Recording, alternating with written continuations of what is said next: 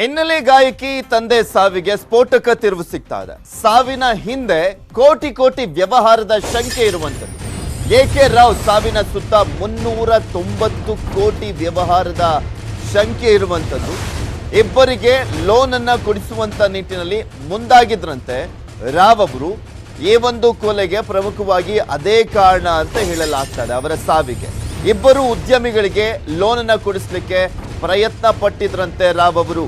ಅದು 390 ಕೋಟಿ ರೂಪಾಯಿ 390 ಕೋಟಿ ರೂಪಾಯಿ ಲೋನ್ ಅನ್ನ ಕೊಡಿಸಲಿಕ್ಕೆ ಮುಂದಾಗಿದ್ರು.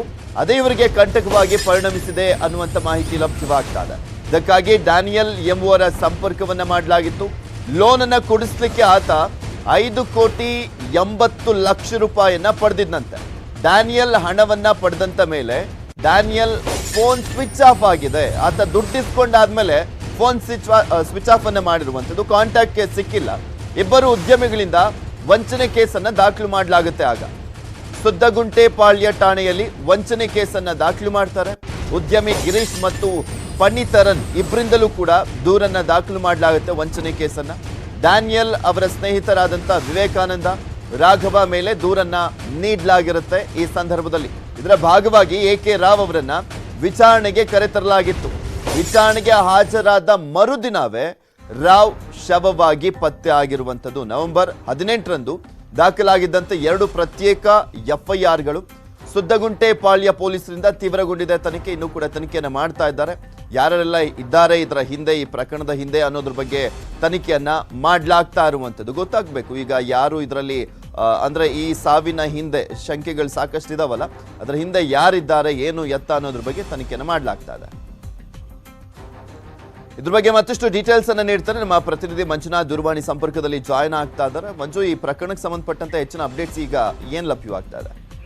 ಪೃಥ್ವಿ, ಹಿನ್ನೆಲೆ ಗಾಯಕಿಯ ತಂದೆ ಎಕೆ ರಾವ್ ಸಾವನ್ನಪ್ಪಿರುವಂತಹ ಹಿನ್ನೆಲೆಯಲ್ಲಿ ಈ ಒಂದು ಪ್ರಕರಣಕ್ಕೆ ಈಗ ನಾನಾ ಟ್ವಿಸ್ಟ್ಗಳು ಸಿಗ್ತಾ ಇರುವಂತದ್ದು. ಅದರಲ್ಲೂ ಕೂಡ ಅಷ್ಟೇ ಪ್ರಮುಖವಾಗಿ ಎಕೆ ರಾವ್ ಸಾವನ್ನಪ್ಪಿದಂತಹ ಬಳಿಕ ಬೆಂಗಳೂರಿನ ರೈಲ್ವೆ ಪೊಲೀಸ್ ಒಂದ್ ಕಡೆ ಎನ್ಕ್ವೈರಿಯನ್ನ ಮಾಡ್ತಿದ್ರೆ, ಎಕೆ ರಾವ್ ಸಾಯೋದಕ್ಕಿಂತ ಮುಂಚೆ ಒಂದು ದಿನದ ಹಿಂದೆ ಬೆಂಗಳೂರಿನ ಸುದ್ದಗುಂಟೆಪಾಳ್ಯ ಪೊಲೀಸರು ಕೂಡ ಅಷ್ಟೇ ಆತನನ್ನ ಇಡೀ ದಿನ ವಿಚಾರಣೆಯನ್ನ ಮಾಡಿದ್ರು.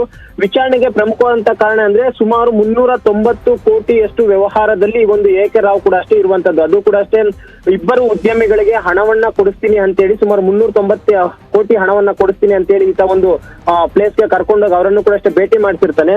ಅದರಲ್ಲೂ ಕೂಡ ಪ್ರಮುಖವಾಗಿ ಡ್ಯಾನಿಯಲ್ ಆರ್ಮ್ಸ್ಟ್ರಾಂಗ್ ಎನ್ನುವಂತ ವ್ಯಕ್ತಿ ಬಡ್ಡಿ ದರದಲ್ಲಿ ಹಣವನ್ನು ಕೊಡಿಸ್ತೀನಿ ಅಂತಾನೆ ಈತ ಇಬ್ಬರು ಉದ್ಯಮಿಗಳನ್ನ ಕರ್ಕೊಂಡು ಹೋಗಿರ್ತಾನೆ.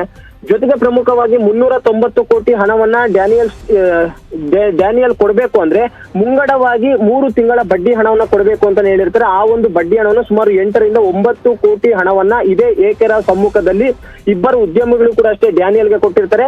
ಆದ್ರೆ ಇಲ್ಲಿ ಪ್ರಮುಖವಾಗಿ ಮುಂಗಡವಾಗಿ ಬಡ್ಡಿ ಅಮೌಂಟ್ ತಗೊಂಡಿದ್ದಂತ ಬಳಿಕ ಯಾವುದೇ 390 ಕೋಟಿ ಹಣವನ್ನು ಕೊಡದೆ ಇಲ್ಲಿ ಡ್ಯಾನಿಯಲ್ ಕೂಡ ಅಷ್ಟೇ ಮೊಬೈಲ್ ಸ್ವಿಚ್ ಆಫ್ ಮಾಡ್ಕೊಂಡು ಎಸ್ಕೇಪ್ ಆಗಿರ್ತಾನೆ. ಈ ಹಿನ್ನೆಲೆಯಲ್ಲಿ ಇಬ್ಬರು ಉದ್ಯಮಿಗಳು ಕೂಡ ಅಷ್ಟೇ ಸುದ್ದಗುಂಟೆಪಾಳ್ಯ ಪೊಲೀಸ್ ಠಾಣೆಯಲ್ಲಿ ಒಂದು ದೂರನ್ನು ಕೊಟ್ಟು ಎಫ್ಐಆರ್ ಅನ್ನು ಕೂಡ ದಾಖಲು ಮಾಡಿರ್ತಾರೆ. ಜೊತೆಗೆ ಎಕೆ ರಾವ್ ಸಮ್ಮುಖದಲ್ಲಿಯೇ ನಾವು ಹಣವನ್ನ ಮುಂಗಡವಾಗಿ ಕೊಟ್ಟಿದ್ವಿ ಅನ್ನುವಂತ ಒಂದು ಮಾಹಿತಿಯನ್ನು ಕೂಡ ಅಷ್ಟೇ ಸ್ಟೇಟ್ಮೆಂಟ್ ನಲ್ಲಿ ಕೊಟ್ಟಿರ್ತಾರೆ. ಈ ಒಂದು ಹಿನ್ನೆಲೆಯಲ್ಲಿ ಎಕೆ ರಾವ್ ಅನ್ನ ಸುದ್ದಗುಂಟೆಪಾಳ್ಯ ಪೊಲೀಸರು ಆತ ಸಾಯೋದಕ್ಕಿಂತ ಹಿಂದಿನ ದಿನ ಕರೆದು ಎನ್ಕ್ವೈರಿಯನ್ನ ಮಾಡಿರ್ತಾರೆ. ಎನ್ಕ್ವೈರಿ ಆದಂತಹ ಬಳಿಕ ಅದರಿಂದ ಬಹುತೇಕ ಆತ ಮನನೊಂದು ಆತ ಆತ್ಮಹತ್ಯೆ ಮಾಡ್ಕೊಂಡಿರಬಹುದು ಅನ್ನೋದು ಇದೀಗ ಪೊಲೀಸರು ಸಸ್ಪೆಕ್ಟ್.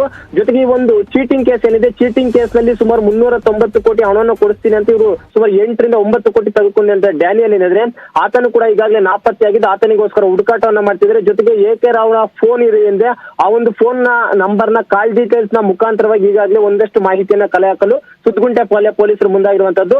ಮತ್ತೊಂದು ಕಡೆ ಈತ ಎಕೆ ರಾವ್ ಸಾವನ್ನಪ್ಪಿದಂತಹ ಪ್ರಕರಣಕ್ಕೆ ಸಂಬಂಧಿಸಿದ ಬೆಂಗಳೂರಿನ ರೈಲ್ವೆ ಪೊಲೀಸರು ಕೂಡ ಈಗಾಗಲೇ ಪ್ರಕರಣವನ್ನು ದಾಖಲು ಮಾಡಿಕೊಂಡು ಅವರು ಕೂಡ ಅಷ್ಟೇ ಸಾವಿನ ಕುರಿತಾಗಿ ಇನ್ವೆಸ್ಟಿಗೇಷನ್ ಅನ್ನು ಕೂಡ ಈಗಾಗಲೇ ಮುಂದುವರೆಸಿರುವಂತದ್ದು. ಪೃಥ್ವಿ, ಓಕೆ, ಥ್ಯಾಂಕ್ ಯು ಮಂಜು ನಿಮ್ಮೆಲ್ಲ ಡೀಟೇಲ್ಸ್.